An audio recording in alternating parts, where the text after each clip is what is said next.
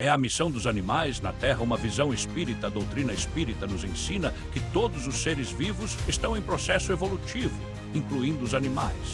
Embora ainda não possuam o livre-arbítrio ou a razão desenvolvida como os humanos, eles são espíritos em fase inicial de progresso, cumprindo funções importantes na criação divina. Os animais possuem sensibilidade, instinto, afeto e são capazes de desenvolver laços profundos com os seres humanos.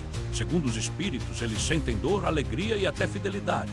Essas qualidades mostram que, embora estejam em um estágio inferior da escala evolutiva, os animais não são máquinas instintivas, mas sim criaturas com potencial de aprendizado e evolução.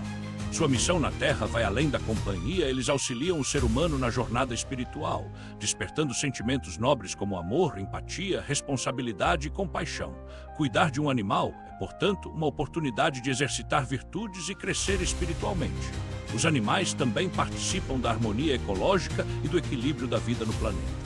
Cada espécie cumpre um papel específico no ciclo da natureza, mostrando que a criação de Deus é sábia e interdependente.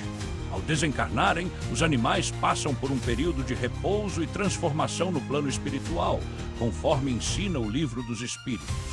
Embora não tenham consciência moral como os humanos, são acolhidos por espíritos superiores e seu princípio espiritual progride com o tempo e a experiência. Gostou do vídeo? Então siga o canal, além de curtir, comentar e compartilhar.